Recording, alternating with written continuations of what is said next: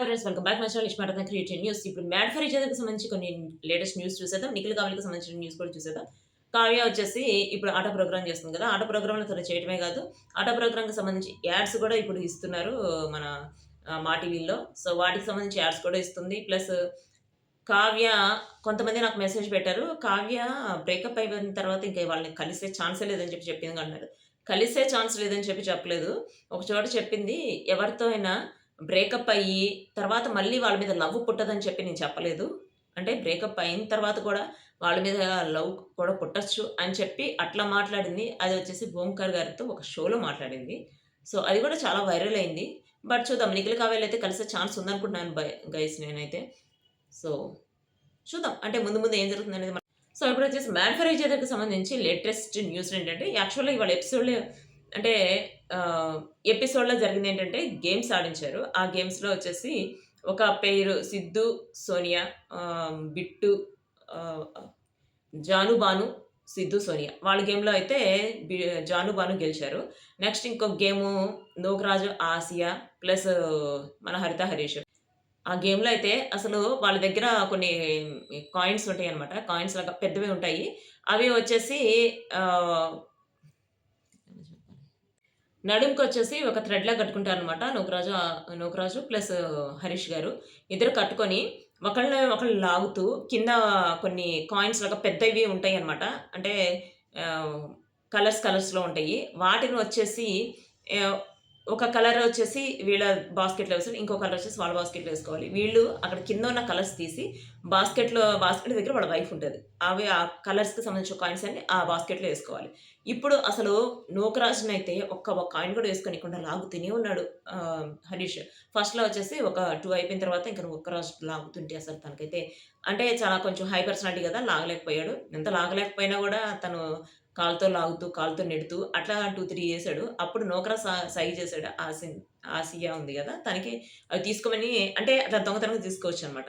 అట్లా వాళ్ళ వైఫ్ దగ్గర తీసుకొని సైగ చేస్తే తను ఏం చేసిందంటే ఒకటి తీసేసుకొని తన బాస్కెట్‌లో పెట్టుకుంది. ఇంక వాళ్ళిద్దరు కొట్టుకుంటూ ఉన్నారు. కొట్టుకుంటూ ఉన్నప్పుడు కూడా ఒక 2 వచ్చేసి హరీష్ గారు వచ్చేసి ఒక 2 కాలుతో ఏసాడు మళ్ళీ వాళ్ళ బాస్కెట్‌లో.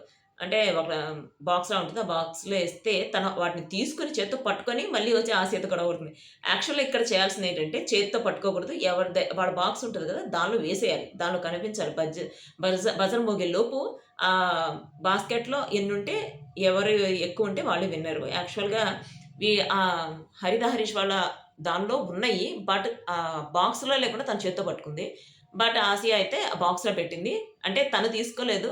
బట్ తన దగ్గర తీసుకున్నది దొంగతనంగా తీసుకుంది గదా! హరిత దగ్గర. అవొచ్చేసి కింద బాక్స్‌లో పెట్టింది. సో, అందుకని ఇప్పుడు ఆసియా వాళ్ళు విన్ అయ్యారనమాట ఈ గేమ్‌లో. సో, ఇదైతే గేమ్ బావుంది. ప్లస్ ఇంకొకటేంటంటే ఎమోషనల్‌గా కొంతమంది ఇప్పుడు ఒక లవ్ గురు వచ్చేసి ఒక గేమ్ పెట్టారు. ఆ గేమ్ ఏంటంటే, మీరు లైఫ్‌లో రిగ్రెట్‌గా ఫీల్ అవుతున్నయి ఏంటి అనేది మీ మనసులో మాట చెప్పుకోమంటే ఒక్కొక్కళ్ళు చెప్పుకున్నారన్నమాట. ఇప్పుడు మన నటరాజ్ మాస్టర్ అయితే వాళ్ళ ఫిబ్రవరి 14థ్ అప్పుడు కేక్ కట్ చేస్తే వాళ్ళ పాపకు పెట్టారంట. అందుకని వాళ్ళ వైఫ్ కొంచెం బాధపడిందని చెప్పి అదొకటి షేర్ చేసాడు. నెక్స్ట్ వచ్చేసి ఇప్పుడు మన శివ్, ప్రియాంక ఉన్నారు గదా! శివ్ వచ్చేసి వాళ్ళు ఫస్ట్ ఒక టూర్‌కి వెళ్లారట. ఆ టూర్‌లో వచ్చేసి చిన్న చిన్న గొడవలాగా అట్లా అయ్యి ఎప్పుడు తను ఏడుస్తూనే ఉంటే ఒకసారైతే ఇంక నీ ఇష్టం నువ్వు ఎంతైనా ఏడ్చుకొని వదిలేసాడట. అప్పుడు తను అనిందంట ప్రియాంక, "అసలు నువ్వు నిజంగానే నన్ను లవ్ చేసావా శివ్" అని చెప్పి. అది ఇంకొకసారి రాకూడదని చెప్పి నేను కోరుకున్నా అని చెప్పి, మళ్ళీ ప్రియాంక చెప్పిందేంటంటే, "నాకున్న ఈగో, కోపం ఇయన్నీ పక్కన పెడతాను. ఏడుపు ఇవన్నీ పక్కన పెడతాను" అని చెప్పింది. మనం లైఫ్ లాంగ్ ఇంతే ఉండాలి. ముసలోళ్ళమైనా మన మమ్మీ, డ్యాడీ లాగా మనం ఉండాలి లైఫ్‌లో అని చెప్పి వాళ్ళు అనుకునేలాగా మనం ఉందామని చెప్పి అనుకున్నారు. సో, ఇట్లా కొన్ని జరిగినియనమాట. ఇవి కాకుండా మహేష్, సాండ్రా వాళ్ళిద్దరైతే మహేష్ అయితే ఒకసారి మిడ్ నైట్‌న అంటే మ్యారేజ్ అయిన తర్వాత చిన్న ఇష్యూ వచ్చేసి పేపర్ ప్లేట్‌తో చైర్‌ని పగలగొట్టడం సంథింగ్ అట్లా ఏదో చేశాడట. దానికి సారీ చెప్పాడనమాట మహేష్. ఇంకా సాండ్రా అయితే అప్పుడు ఒక మాట అందంట, "అసలు అనవసరంగా పెళ్లి చేసుకున్నానని" చెప్పి. సో, అందుకని అక్కడ మళ్ళీ అట్లా సారీలు చెప్పుకోవడం ఇదైతే ఒకటి చూపించారనమాట. సో, అంటే ఎవరి లైఫ్‌లో అయినా ఇప్పుడు వచ్చారు కదా పెయిర్స్, వాళ్ళ లైఫ్‌లో ఉన్న రిగ్రెట్ అంటే మేము సారీ చెప్పలేకపోయామని చెప్పి మనసులో అనుకున్నయన్నీ చెప్పించారు.